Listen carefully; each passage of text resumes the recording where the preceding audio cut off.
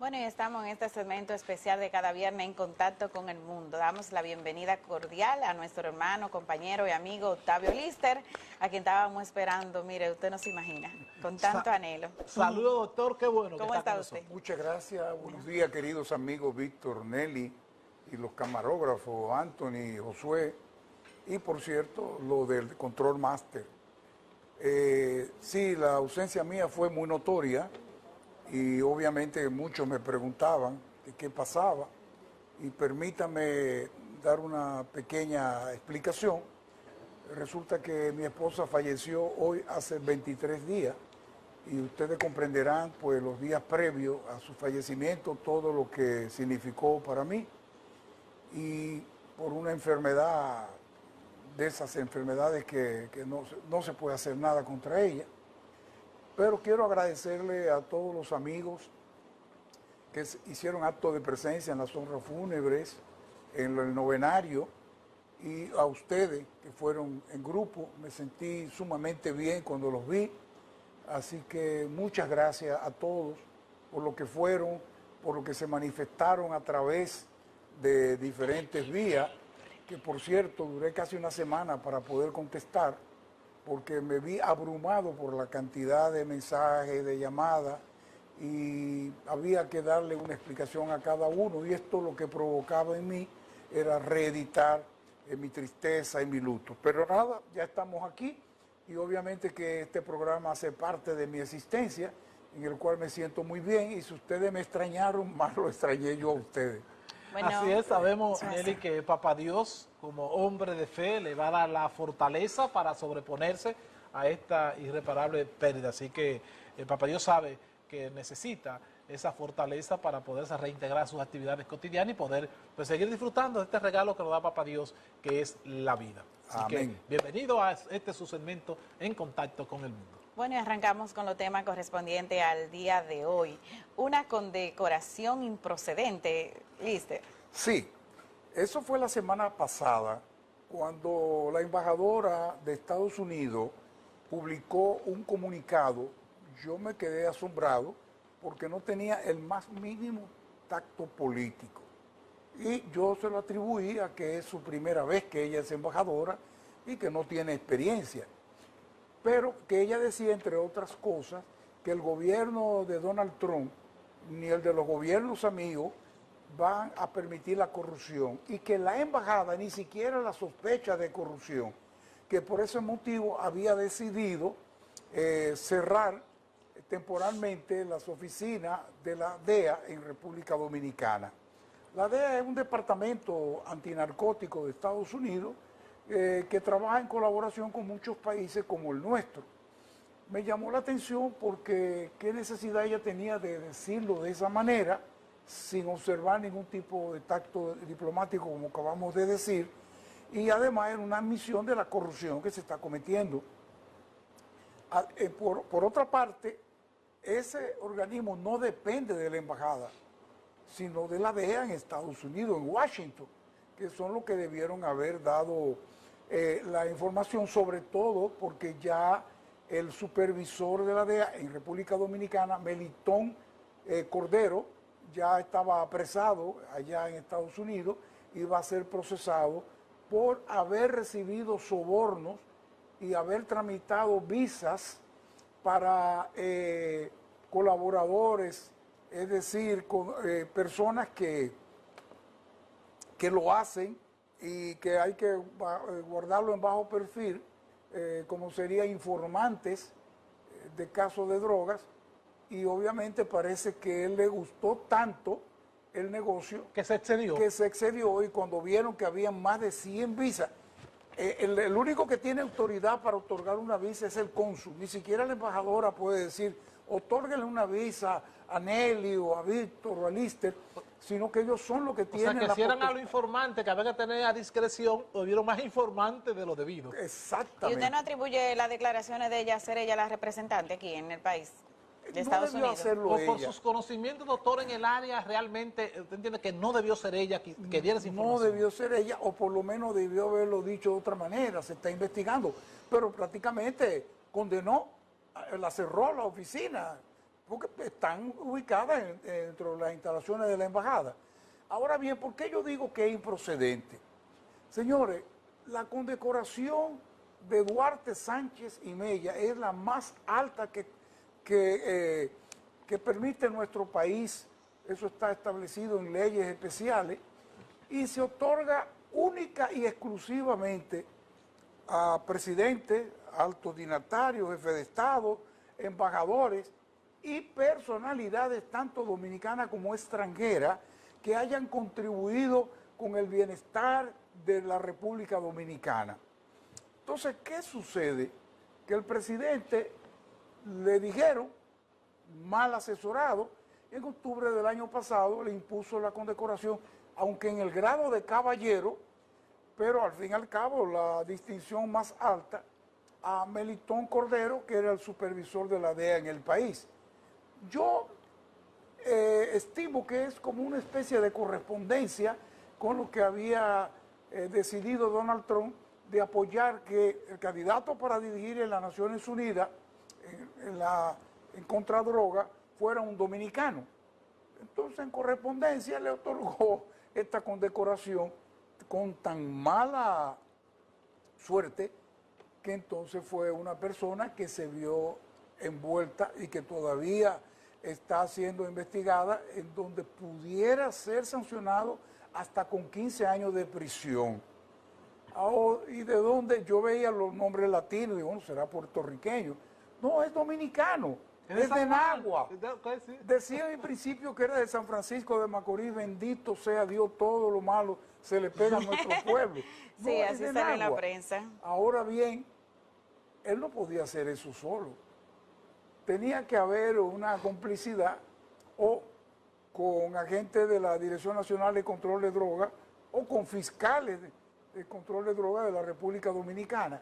Cuando se publica este comunicado, inmediatamente el canciller dominicano, Roberto Castillo, dijo que eso era un asunto interno de la embajada. ¿Y quitan al jefe de la policía? Que el gobierno, no, pero eso se veía venir, ya era por otro motivo. Cumplido, claro. Se había pasado más de los 2 años que por ley le correspondía.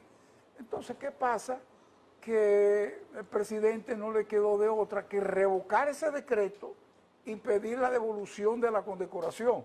Bueno, al revocar el decreto ya es como si eso no existiera, una especie de enmienda, lo que yo no sé si van a devolverle la condecoración, ¿no? Pero esto fue un desliz.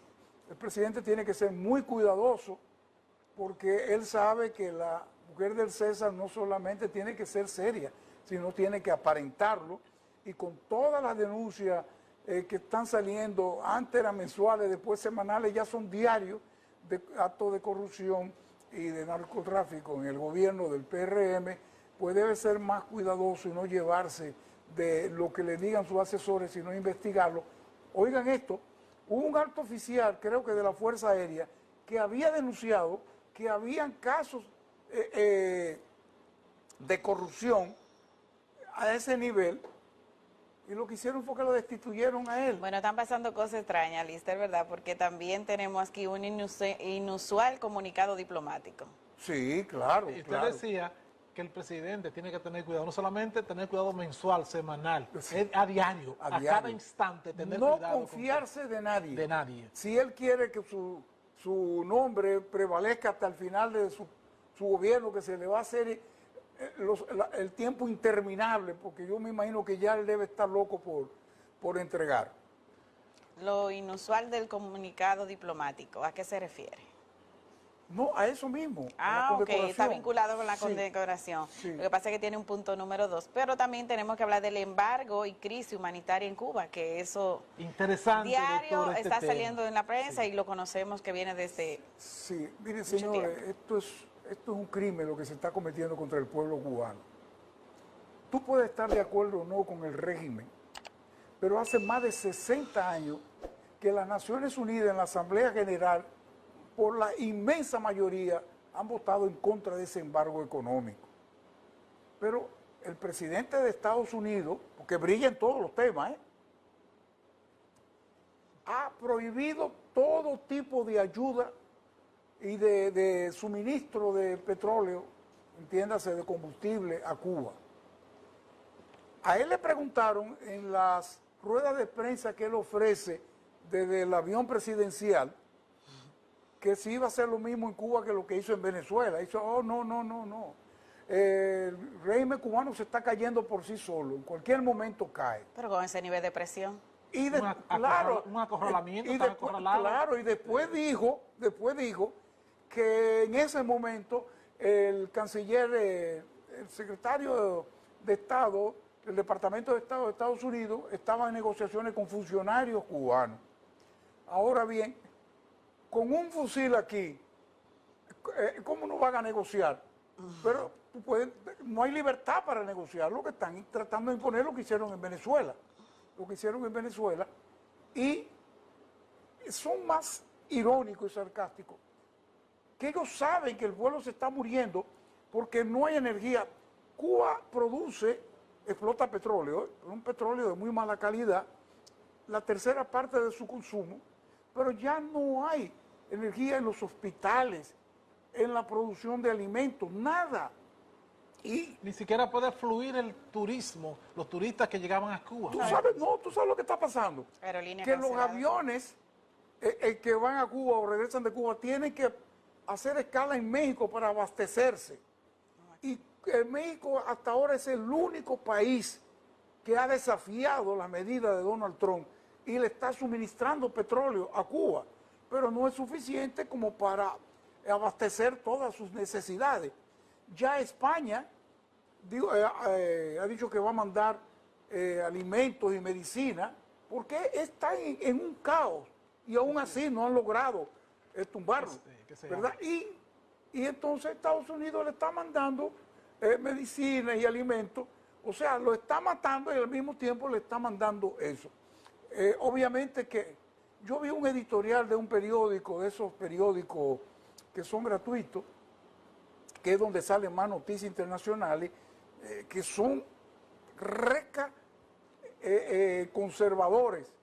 Y hablaba en el editorial todo en contra del gobierno cubano, pero al final decía, pero debemos nosotros ayudar al pueblo cubano, que es nuestro hermano, y ver la manera de cómo logramos llevarle alimentos y medicina, porque indiscutiblemente es un asesinato masivo que está cometiendo el gobierno de Estados Unidos en contra del pueblo cubano, porque ya no es bloqueo, ahora es que no permite que nadie se acerque ahí, porque lo que quieren es que colapse.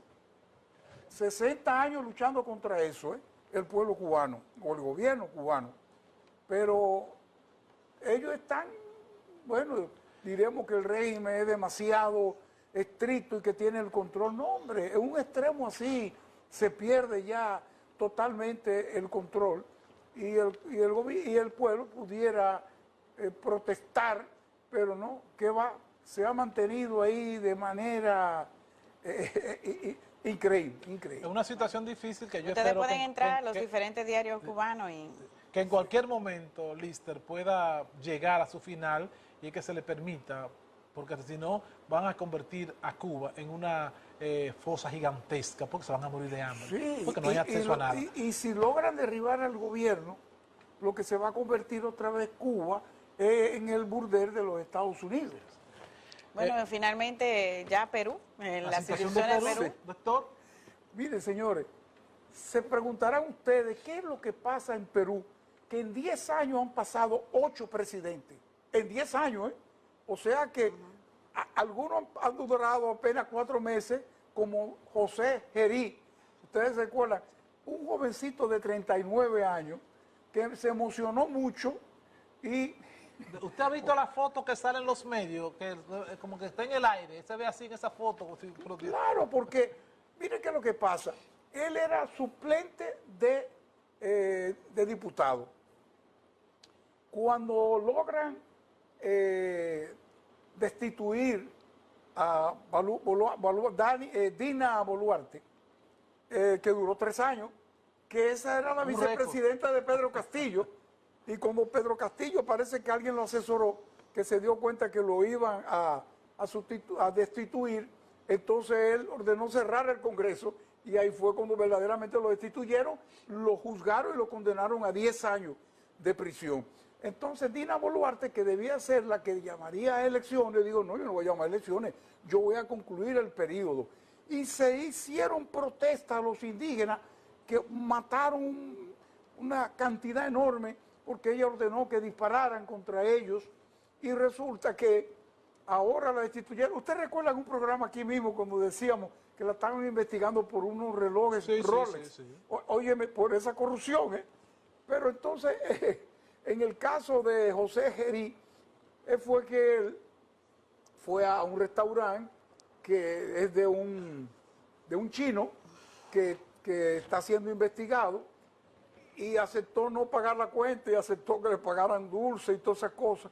Y ahí comenzó la investigación, pero él cometió un error más grande, mira si era infantil, que se reunió contra otro magnate chino y él se reunió en su oficina, pero fue encapuchado para que no lo reconociera un presidente de la República. Entonces ahí mismo lo destituyeron. Ahora está José María Balcázar, que él es un legislador, lo nombraron presidente del Congreso y le tocaba por sucesión entonces asumir la presidencia. Es un señor, como decía nuestra amiga Nelly, de 83 años. Y ahora lo acusan de ultraizquierda porque él era del partido de Pedro Castillo. Y están diciendo que él se comprometió a indultar a Pedro Castillo. Pero no creo que él se atreva. Él quiere salir vivo hasta el 28 de julio. Ahora, doctor, su elección sorprendió porque la que se esperaba que fuese fuera la señora, que también era la que le hizo la contraparte en el Congreso. Pero blanca y no indígena, y eso en el Perú es un crimen. Ahora bien. Por el apego cultural. Pues claro, y entonces, ¿por qué este señor tiene que hilar fino? Bueno, por la sencilla razón de que le están sacando ya expedientes, que cuando él era, creo que del colegio de abogados, hizo varias bellaquerías. Bueno, pero ojalá que logre llegar a las elecciones y que asuma un nuevo presidente electo, que nadie le garantiza, que pueda durar los 5 años, allá son 5 años, pero ¿a qué viene todo esto? Por eso es la pregunta. Bueno, cuando Pablo, su nombre, déjamelo por aquí,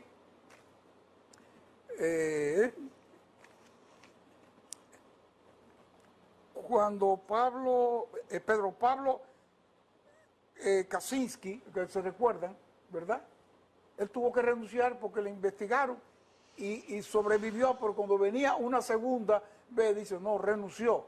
¿Pero por qué renunció? Porque es que Fuerza Popular, que es el partido de Keiko Fujimori, el Fujimorismo, tiene mayoría y eso es lo que ha provocado. Ella decía que ella había ganado las elecciones y que se la robaron. Entonces ella, investigada también por corrupción, y entonces ella se ha mantenido así. No, ningún presidente que ha ganado ha tenido mayoría, está atomizado en el Congreso de los partidos, y si en las próximas elecciones un presidente no gana con mayoría, que se vea en ese espejo, porque pudiera pasar la misma situación.